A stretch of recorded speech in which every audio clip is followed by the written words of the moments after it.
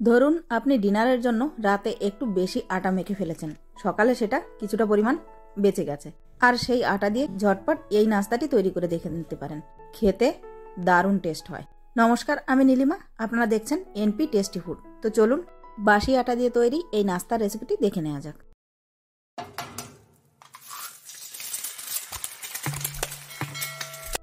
আমি এখানে কাল রাতে কিছুটা আটা মেখে নিয়েছিলাম, তো সেখান থেকে এই যে কিছুটা আটা আমার বেঁচে গেছে। এই আটা দিয়েই আজকে এই নাস্তার রেসিপিটি তৈরি করব। সেজন্য আটাটাকে প্রথমে একটু আবারও হাত দিয়ে এরকমভাবে মেখে নেব। তারপর বাটিতে করে সাইড করে নিচ্ছি। আর এখানে লাগছে আমাদের দুটো সেদ্ধ আলু। আলু দুটোকে আমি রাতেই সেদ্ধ করে রেখে দিয়েছিলাম। তো দেখুন, আলু দুটোকে প্রথমে আমি ভালোভাবে একটু গ্রেটার দিয়ে গ্রেট করে নেব। চাইলে হাত দিয়েও ম্যাশ করে নেওয়া যেতে পারে, তবে গ্রেটার দিয়ে করলে এর ভেতরে কোনো রকম ডেলাভাব থাকে না। তারপর এই আলুর ভিতরে দিয়ে দিলাম লঙ্কা কুচি, দিয়ে দিচ্ছি একটু আদা কুচি, একটা পেঁয়াজ কুচি দিয়ে দিলাম, আর দিয়ে দিলাম ধনেপাতা কুচি। এরপর দিয়েছি ভাজা মশলা আর গোলমরিচের পাউডার দিয়ে দিলাম। আর এখানে নিয়ে নিয়েছি জোয়ানটাকে হাত দিয়ে একটু ক্র্যাশ করে তারপর দিয়ে দেব। খুবই সামান্য পরিমাণ দিয়ে দেব লাল লঙ্কার পাউডার, আর দিয়ে দিচ্ছি অল্প একটু চাট মশলা। চাট মশলাটা দিলে এর টেস্টটা অনেক বেশি ভালো আসে। স্বাদ মতো এখানে লবণ দিয়ে দিলাম এবং হাফ চামচের মতো দিয়ে দিচ্ছি বিট লবণ। এইবার একটা স্পুনের সাহায্যে এই সব উপকরণ ভালোভাবে মেখে নেব। চাইলে এখানে হাত দিয়েও মেখে নেওয়া যেতে পারে, আমি একটু স্পুনের সাহায্যে মেখে নিচ্ছি। তো দেখুন বন্ধুরা, এখানে আমি আলুটাকে বেশ ভালোভাবে মেখে নিয়েছি। এবার যে আটাটা আমরা সাইড করে রেখেছিলাম সেই আটাটা নিয়ে এখানে বড় বড় করে লেচি কেটে নেব।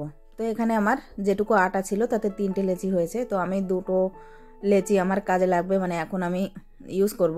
আর একটা লেচি রেখে দেব, সেটা ছেলে মেয়েদের পরে তৈরি করে দেব। তো এখানে দেখুন আমি একটু আটা দিয়ে লেচিটাকে কোট করে নিয়েছি। এবার একটা রুটি বেলে নেব।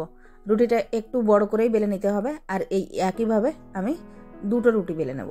তো দেখুন বন্ধুরা, এখানে আমি 2টো রুটিকেই বেলে নিয়েছি, আর রুটি দুটো বেশ একটু বড় বড়ই আছে।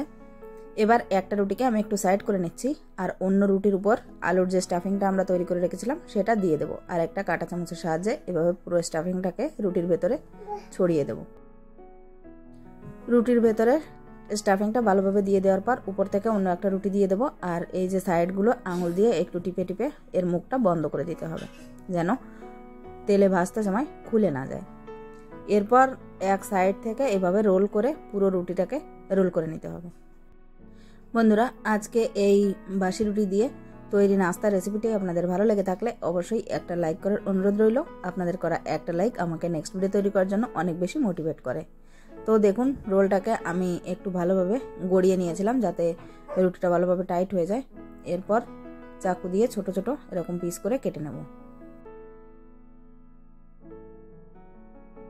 2 সাইড থেকে যেখানে আলুর স্টাফিং না ছিল সেখান থেকে অল্প অল্প একটু কেটে বাদ দিয়ে দিয়েছি। এরপর একটা পিস এভাবে হাতের তালুতে তুলে নিয়ে একটু রোল করে তারপর এরকম চ্যাপটা চ্যাপটা শেপ দিয়ে নেব।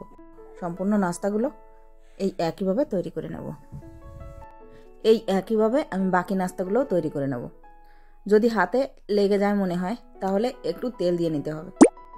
তো দেখুন বন্ধুরা, এখানে সবগুলো নাস্তা আমার তৈরি করা হয়ে গেছে। এবার এই নাস্তাগুলোকে আমি ফ্রাই করে নেব। সেজন্য একটা প্যানে আমি আগে থেকেই তেল গরম হতে বসিয়ে দিয়েছিলাম। তেলের ভেতরে একে একে নাস্তাগুলো ছেড়ে দেব। তারপর এক সাইড ভালোভাবে লাল হয়ে গেলে সাবধানে উল্টে অপর সাইডও লাল করে ভেজে তুলে নিতে হবে।